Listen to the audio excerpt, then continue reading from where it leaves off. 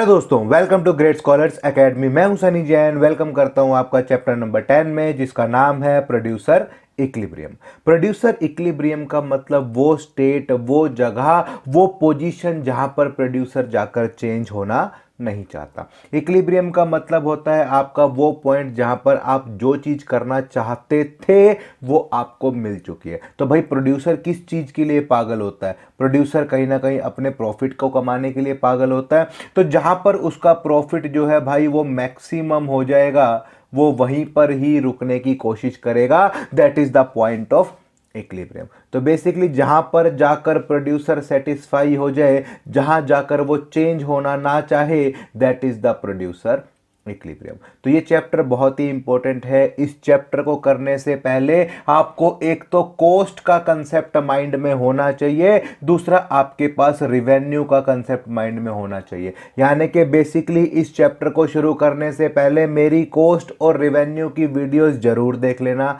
और रिवेन्यू के अंदर सिर्फ परफेक्ट कंपटीशन मार्केट वाली वीडियोस देखना, बस। उससे आगे का टॉपिक इसमें किसी काम का नहीं है। रिवेन्यू कर्व की शेप आपको पता होनी चाहिए, कॉस्ट कर्व की शेप आपको पता होनी चाहिए। मैं थोड़ा सा रिवाइज करा रहा हूं ताकि आपको समझ में आ जाए।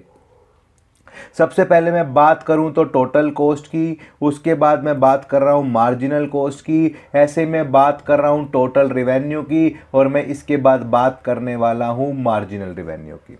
सबसे पहले टोटल कॉस्ट की बात करें तो टोटल कॉस्ट का जो शेप था, टोटल कॉस्ट का जो शेप था वो किस तरीके से था? स्टार्टिंग में वो डिमिनिशिंग रेट से बढ़ रही थी, उसके बाद वो कहीं ना कहीं इंक्रीजिंग रेट से बढ़ रही थी, और तीसरी स्टेज में मैंने कहा था बहुत ही ज़्यादा तेज़ी से बढ़ रही है। यही बात हुई थी।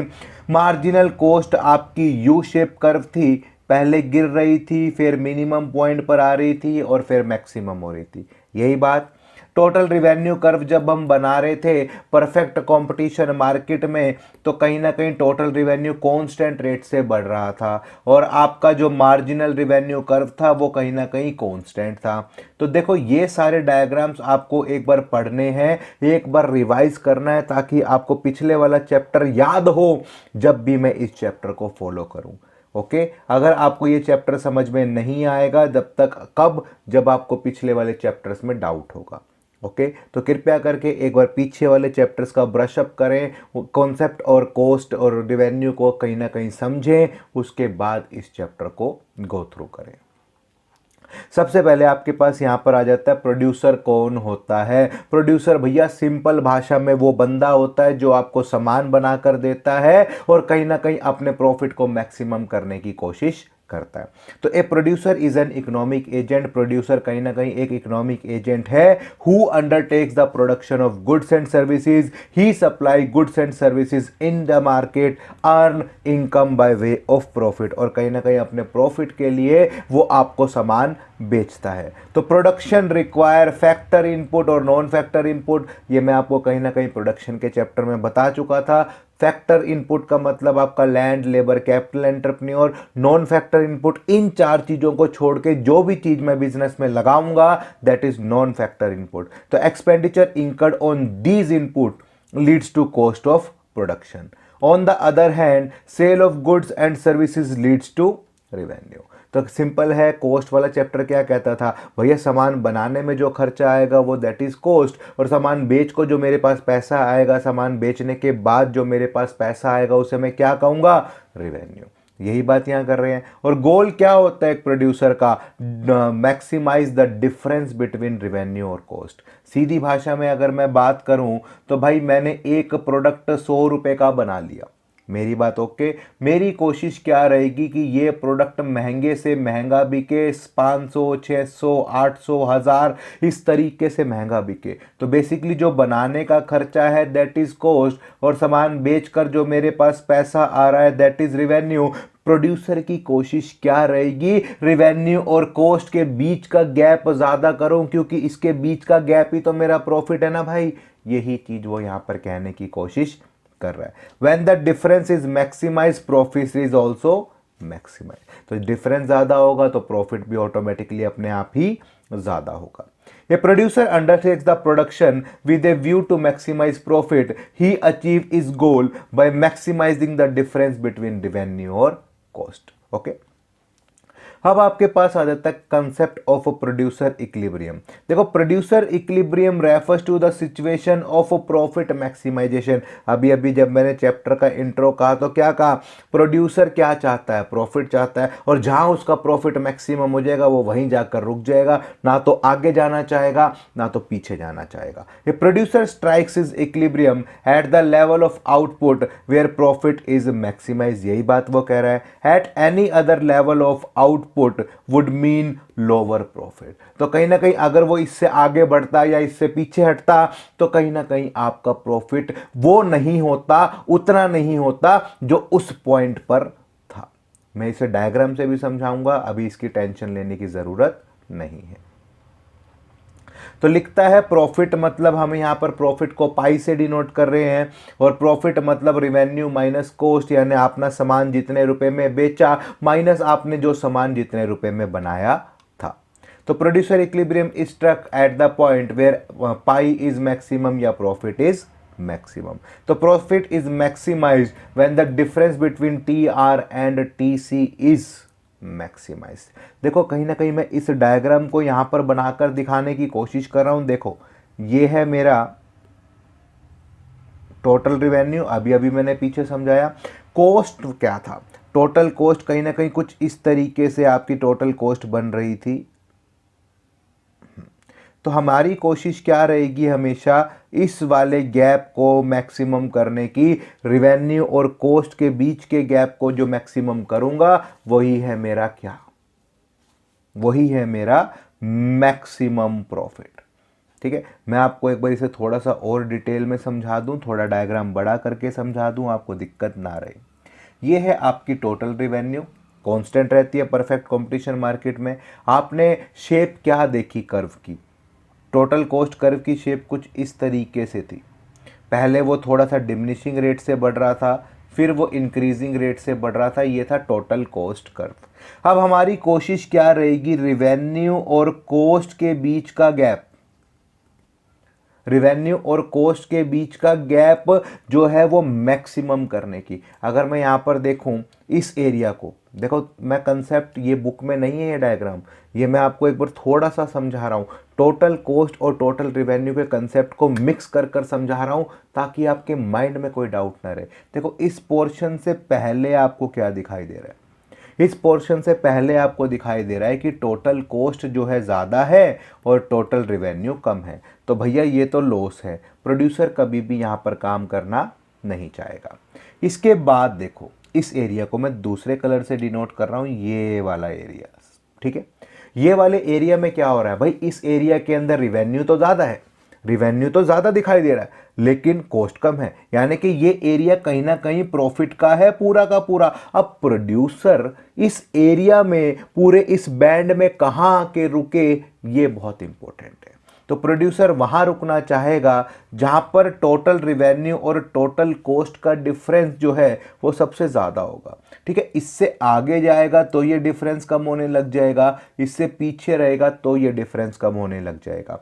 तो से मैं 1000 पीस बना रहा हूं, उसकी टोटल रिवेन्यू और टोटल कॉस्ट के बीच का डिफरेंस यहां पर मैक्सिमम आ गया, इससे 1 यूनिट ज़्यादा बेचने में भी नुकसान है और 1 यूनिट कम बेचने में भी नुकसान है। तो प्रोड्यूसर 1000 यूनिट पर रुक जाएगा और यही है उसका पॉइंट ऑफ इक्विलिब्रियम। मैंने कुछ नया डायग्राम नहीं बनाया, यही 2 डायग्राम्स में सिर्फ रिवेन्यू कर्व को साथ में जोड़ दिया और कुछ नहीं किया। तो टोटल कॉस्ट का डायग्राम और टोटल रिवेन्यू का डायग्राम मैंने साथ में लिया और जोड़ दिया। आपकी जो इकोनॉमिक्स की पुरानी बुक्स होती थी उसमें आपको ये डायग्राम देखने को मिलता था, नए वर्जन में आपका ये डायग्राम्स हटा दिया। पुरानी बुक्स का मतलब भी कोई 2-4 साल पुरानी की बात नहीं कर रहा, काफ़ी 7-8-10 साल पुरानी बुक्स की बात कर रहा हूँ। वहाँ पर ये डायग्राम आपको समझाया जाता था, लेकिन अब आपका सिलेबस थोड़ा सा कम करने के लिए total revenue total cost approach को हटा दिया और अब आपके पास जो स्टडी करोगे that is MRMC approach. Okay, तो ये है इसका मतलब। तो हर बार वो जो कोशिश करने की कह रहा है कि प्रॉफिट मैक्सिमाइज हो, प्रॉफिट मैक्सिमाइज हो, कब होगा, जब टोटल रिवेन्यू और टोटल कॉस्ट के बीच का डिफरेंस मैक्सिमम होगा। इकोनॉमिक प्रॉफिट और अकाउंटिंग प्रॉफिट, ये कहीं ना कहीं इस चैप्टर से इम्पोर्टेंट टॉपिक है। 2 मार्क्स का क्वेश्चन आ सकता है। इकोनॉमिक प्रॉफिट और अकाउंटिंग प्रॉफिट में बहुत ही ज़्यादा समस्या है, वो देखो क्या। सबसे पहले मैंने आपको ये कहीं ना कहीं कॉस्ट के चैप्टर में समझाया था कि एक्सप्लिसिट कॉस्ट और इम्प्लिसिट कॉस्ट। फिर से थोड़ा सा रिवाइज करा देता हूँ, चैप्टर में टॉपिक आया है तो। एक्सप्लिसिट कॉस्ट कौन सा था? मैंने कहा था एक्सप्लिसिट कॉस्ट को ई से याद रखना है, express in terms of money. Okay. और इम्प्लिसिट कॉस्ट को याद रखने के लिए मैंने क्या कहा था? इम्प्लिसिट कॉस्ट आई से हम आइडिया लगाते हैं कि भाई ये सामान कितने का होगा। क्यों? क्योंकि मैं पहले से ही इस प्रोडक्ट का मालिक हूँ, ये सेल्फ ओन्ड यूनिट है। तो ओके।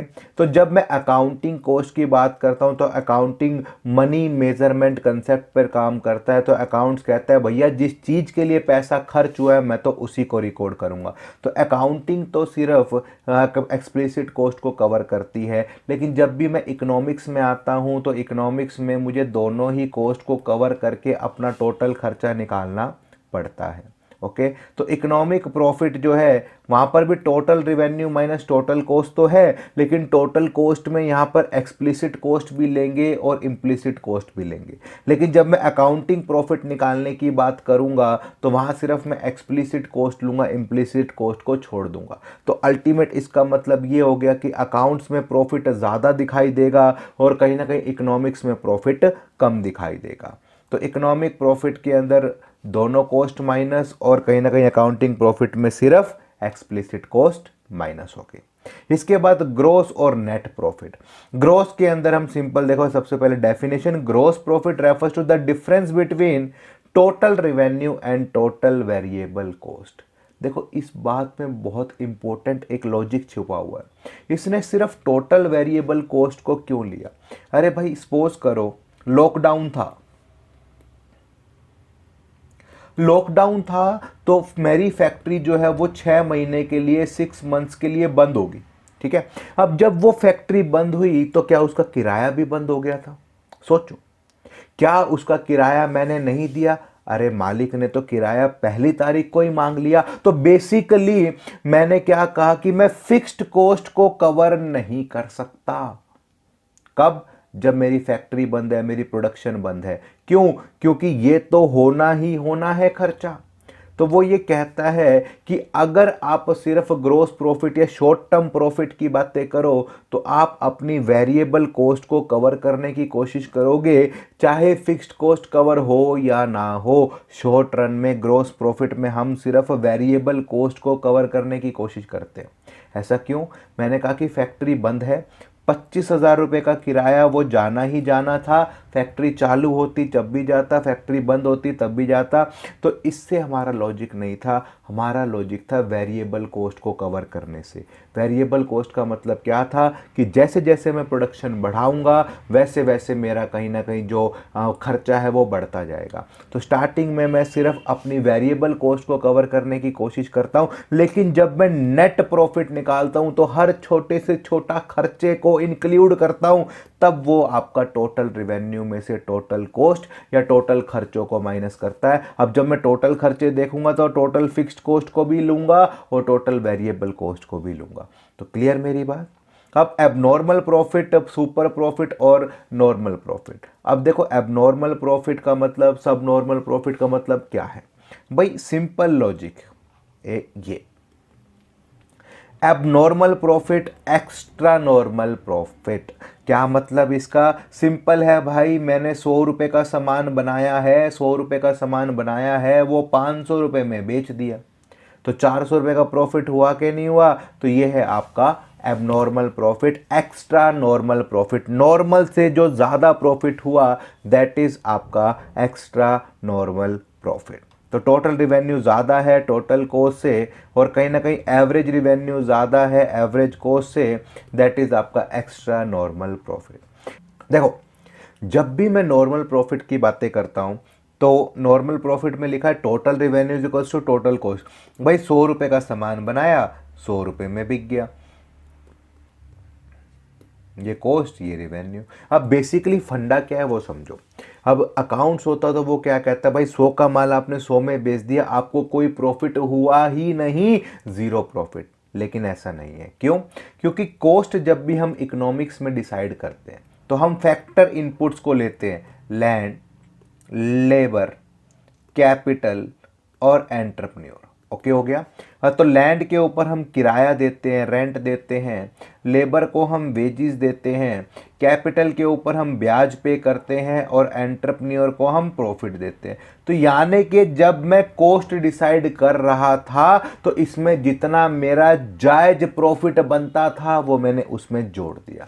क्लियर मेरी बात? और उसको मैंने जब 100 का माल 100 में ही बेचा तब वो हुआ आपका नॉर्मल प्रॉफिट। यानी कि इसमें मेरा जितना जायज प्रॉफिट था खर्चे में वो जुड़ा था, और उसके बाद मैंने 1 रुपया भी महंगा नहीं बेचा, जितने का वो बना, जितने का वो पड़ा, मैंने उतने में ही बेच दिया। सब नॉर्मल प्रॉफिट्स को हम यहाँ पर लॉसेस कहते हैं। तो जब आपका रिवेन्यू कम रह जाए और खर्चा ज़्यादा हो जाए तब वो आपका बन जाता है लॉसेस या सब नॉर्मल प्रॉफिट। तो normal profit are defined as the minimum rate of return that producer expect from the capital invested in the business.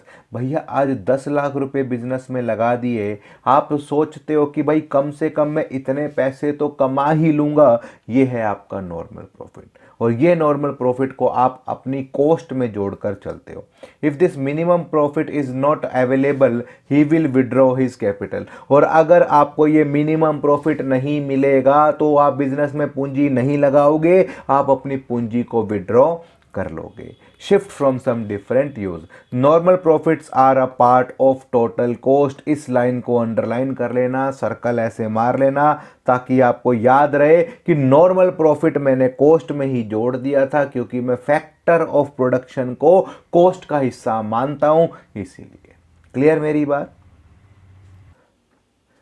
इसके बाद आपके पास आ जाता है कंडीशन फॉर प्रोड्यूसर इक्विलिब्रियम। देखो, इस कंडीशंस को पढ़ने से पहले आपको कहीं ना कहीं एक इंपॉर्टेंट बात समझनी पड़ेगी जो आपको टेबल से मिलेगी। तो देखो, सबसे पहले आपके पास ये टेबल गिवन होगी क्वेश्चन में, यहाँ पर ये जगह मिसिंग है। इस जगह को सबसे पहले कवर अप करेंगे। मार्जिनल रिवेन्यू से हम निकालेंगे टोटल रिवेन्यू और मार्जिनल कॉस्ट से हम निकालेंगे टोटल कॉस्ट। अब ये आपको कहीं ना कहीं कॉस्ट और रिवेन्यू के चैप्टर में मैंने आपको समझा दिया था कि मार्जिनल कहीं ना कहीं चेंज शो करता है, और ये चेंज किस में शो करता है? टोटल में। तो मार्जिनल रिवेन्यू कहीं ना कहीं टोटल रिवेन्यू में चेंज शो कर रहा है, मार्जिनल कॉस्ट कहीं ना कहीं टोटल कॉस्ट में चेंज शो कर रही है। तो जब मैं इनको ऐड करता जाऊंगा तो मेरी टोटल कॉस्ट या टोटल रिवेन्यू निकलता हुआ चला जाएगा। तो फर्स्ट पीस पर 12, फिर 24, फिर 36, फिर 48, फिर 60, फिर 72, फिर आपका 84, और उसके बाद आपके पास 96, उसके बाद 108, यहाँ पर 120 और कहीं ना कहीं यहाँ पर 132। क्लियर मेरी बात? हमने कुछ नहीं किया, सिर्फ आपकी रिवेन्यूज़ को ऐड करते हुए चले गए मार्जिनल को, और हमारा टोटल आता चला गया। सेम ऐसे ही हम कॉस्ट के साथ करने वाले हैं। 15, 15 और 12 27, 27 और 10 37, और 37 और 9 46, 46 और 8 54, 54 और 7 61, 61 और 8 69। उसके बाद आपके पास 78 आ जाएगा, उसके बाद आपके पास कहीं ना कहीं 88 आ जाएगा, और फिर 90, और ये 100 आ जाएगा, और फिर इसके बाद 115 आ जाएगा। क्लियर है मेरी बात? यहाँ तक कोई डाउट? तो देखो, कहीं ना कहीं आपको समझ में आ जाएगा कि आप यहाँ पर क्या चीज़ करने वाले हो। अब आपको ये 2 पॉइंट्स देखने, एक ये वाला हाईलाइट कर रहा हूँ, एक ये वाला हाईलाइट कर रहा हूँ। ओके, बाद वाले पॉइंट्स भी समझाऊंगा, लेकिन ये 2 पॉइंट है जो हाईलाइट किए गए हैं। ठीक है, इन 2 पॉइंट्स पर मार्जिनल रिवेन्यू मार्जिनल कॉस्ट के बराबर है, यहाँ भी मार्जिनल रिवेन्यू मार्जिनल कॉस्ट के बराबर है। देखो हो रहा है ना? तो अब मैं यहाँ पर आपको क्या दिखा रहा हूँ, सबसे पहले मैं इस पॉइंट की कहानी दिखा रहा हूँ। इस पॉइंट पर हम टोटल रिवेन्यू टोटल कॉस्ट को देखते हैं, इनके बीच का क्या चल रहा है। ठीक है, तो यहाँ पर टोटल रिवेन्यू जो है, यहाँ पर टोटल रिवेन्यू जो है वो है 24, और यहाँ पर इस पॉइंट पर टोटल कॉस्ट जो है आपकी है वो 27। अगर मैं हिसाब से इस पॉइंट पर देखूँ तो आपको यहाँ पर ₹3 का लॉस दिखाई दे रहा है। हो गया। अब मैं इस पॉइंट की बात कर रहा हूँ, इस पॉइंट की बात कर रहा हूँ तो देखो यहाँ पर आपका टोटल रिवेन्यू दिखाई दे रहा है 120 और आपका मार्जिनल कॉस्ट जो दिखाई टोटल कॉस्ट जो आपको दिखाई दे रहा है डेट इज 100। ओके, तो इसके बीच का डिफरेंस आपको क्या दिखाई दे रहा है 20। ओके, तो यहां पर ₹20 का प्रॉफिट है। क्लियर। अब अगर मैं इससे 1 यूनिट आगे का देखूं और 1 यूनिट पीछे का देखूं तो आपको यह समझ में आ जाएगा कि हमारा प्रॉफिट कहां पर मैक्सिमाइज होगा। तो अगर मैं 11 यूनिट बनाता तो क्या होता, अगर मैं 11 यूनिट बनाता तो मेरा रिवेन्यू तो होता 132। भाई 132 रुपए आते मेरे पास और मेरा खर्चा कितना होता, मेरा खर्चा होता 115। अब मैं जब इसके बीच का डिफरेंस निकाल के देखता तो क्या होता, इसके बीच का डिफरेंस है 15, 16, 17। ओके, तो कहीं ना कहीं मेरा मैक्सिमम प्रॉफिट 20 से ऊपर आता तो मैं इस पॉइंट पर शिफ्ट होता, 20 से नीचे आ रहा है तो मैं पहले 20 पे ही रहूंगा। अब 1 यूनिट कम बनाकर देख लेते हैं, 9 यूनिट बनाकर देख लेते हैं क्या हो रहा है। 9 यूनिट बनाकर देखता हूं तो 108 और 88, इसके बीच का डिफरेंस कितना, इसके बीच का डिफरेंस कितना 20 ही दिखाई दे रहा ना। क्या सर हम तो यहां भी रुक सकते थे, अरे भाई रुक तो सकते थे लेकिन कहीं ना कहीं मैं 1 यूनिट ज्यादा बनाकर देखूं वहां पर भी 20 ही बन रहा है, तो इसका मतलब मैं कम से कम सामान तो ज्यादा बना लूं ना। जब मुझे सामान ज्यादा बेचना है, प्रॉफिट ज्यादा कमाना है, यही तो मेरी कोशिश है। इसलिए मैं 9th यूनिट ना बनाकर मैं क्या बनाऊंगा 10th यूनिट। अब मेरी बात क्लियर। तो एक कंडीशन तो आपको पता लग गई क्या, कि भैया जहां पर आपकी मार्जिनल रिवेन्यू मार्जिनल कॉस्ट के बराबर होगी वहां पर आपका क्या मैक्सिमम होगा, आपका वहां पर प्रॉफिट मैक्सिमम होगा। टोटल रिवेन्यू टोटल कॉस्ट के बीच का डिफरेंस मैक्सिमम होगा। आ गया समझ। लेकिन एक बात और, अब आपके पास मार्जिनल रिवेन्यू मार्जिनल कॉस्ट दो जगह पर इक्वल आ रहा था।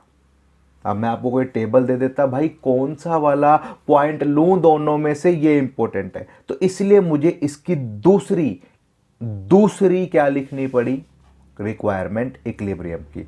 Marginal cost should be rising, marginal cost बढ़ती दर पर होगी, बढ़ रही होगी, तब आपका पॉइंट ऑफ इक्विलिब्रियम आएगा। इसका मतलब क्या कि आपका मार्जिनल रिवेन्यू तो कांस्टेंट है, वो सही चल रहा है। मार्जिनल कॉस्ट मैंने कहा था यू शेप कर्व होती है, इसका मतलब एक पॉइंट तो यहां पर ये दिखाई दे रहा है, एक पॉइंट यहां पर ये दिखाई दे रहा है, हमें दूसरे वाला पॉइंट लेना है यानी ये वाला पॉइंट लेना है। तो मार्जिनल कॉस्ट मार्जिनल रिवेन्यू के बराबर दिखाई दे रही है और कहीं ना कहीं मार्जिनल कॉस्ट बढ़ रही है, यही वो यहां पर कहने की कोशिश कर रहा है।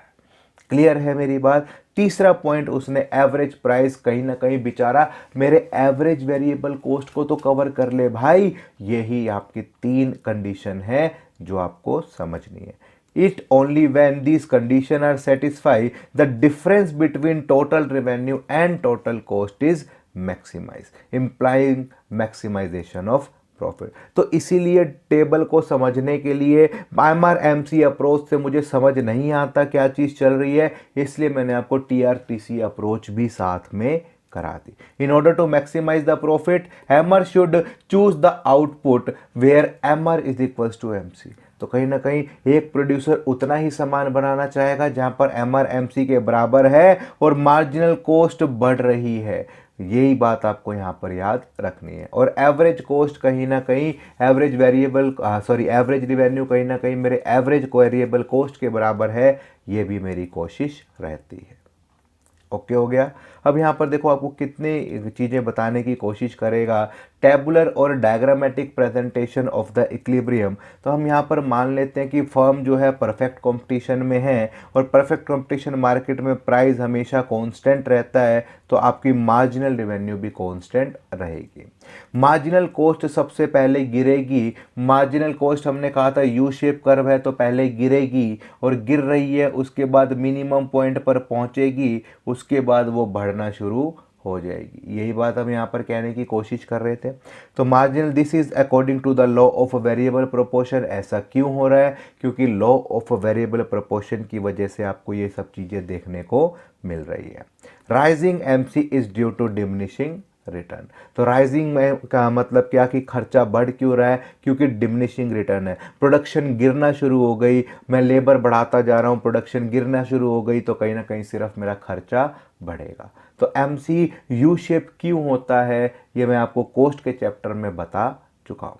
सिर्फ यहाँ पर याद रखना है कि वेरिएबल प्रोपोर्शन लॉ की मदद से या उसकी वजह से ही आपका जो एमसी कर्व है वो यू शेप होता है। ओके तो देखो यहाँ पर लिखता है here M C in two situation when 2 output is produce और when 10 output is produced.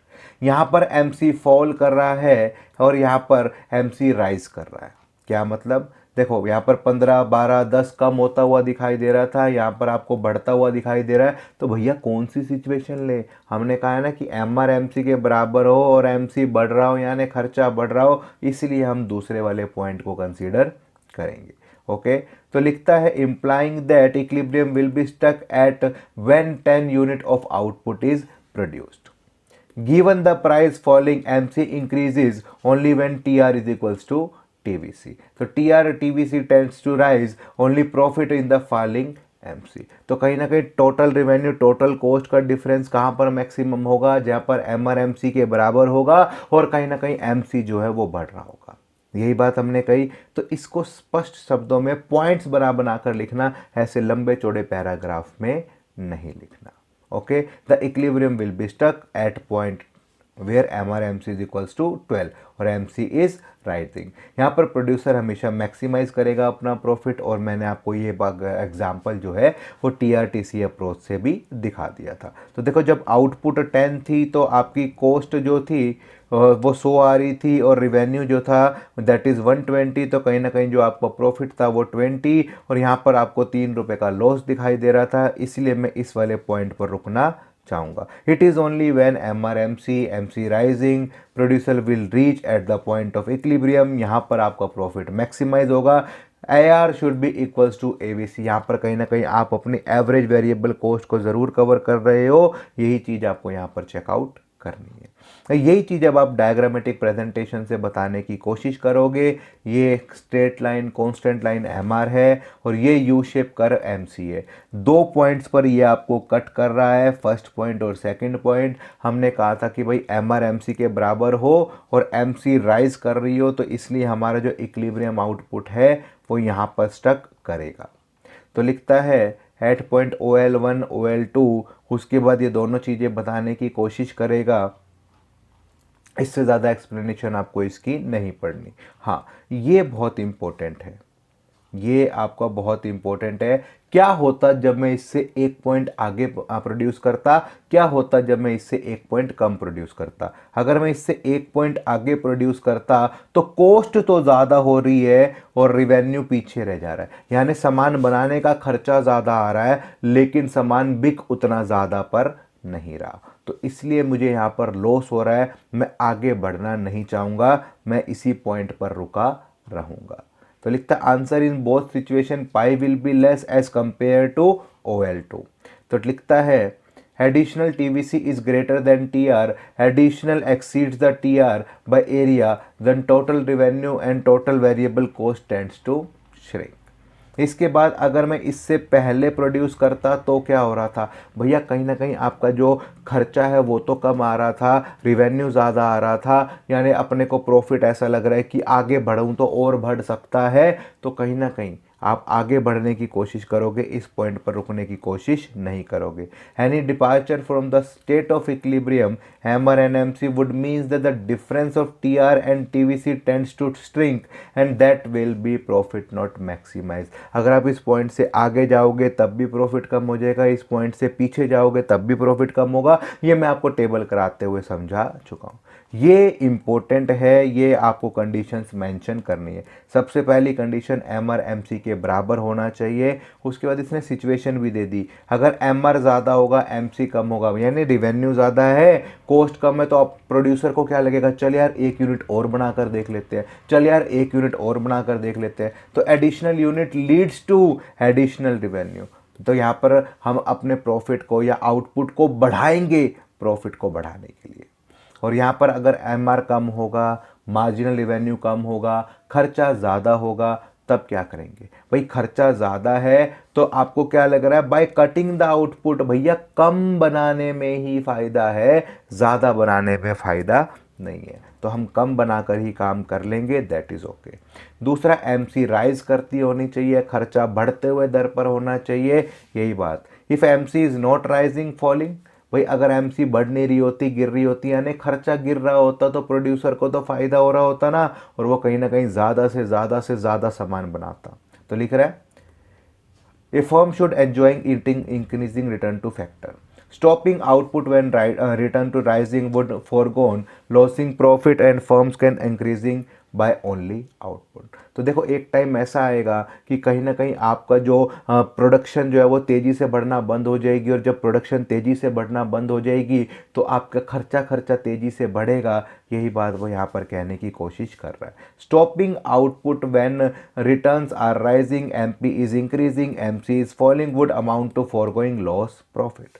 Eight the point of equilibrium कहीं ना कहीं average revenue average variable cost को कवर करता हुआ होना चाहिए। If the producer is not able to cover his variable cost, it would be totally irrational to take the production. अगर आप अपनी वेरिएबल कॉस्ट को भी कवर नहीं कर पा रहे ना, तो फिर भैया उस काम को ही छोड़ दो, उस काम को करो ही मत। बंद फैक्ट्री ज़्यादा फायदेमंद है एज कंपेयर टू खुली हुई फैक्ट्री। क्लियर है मेरी बात? यहाँ तक आपका चैप्टर कंप्लीट हो चुका है। अगर कोई डाउट हो तो मुझे साथ साथ मैसेज कर देना, मैं आपको वॉइस नोट पर भी समझा दूंगा। टेलीग्राम पर आप मुझे मैसेज कर सकते हो। Thank you.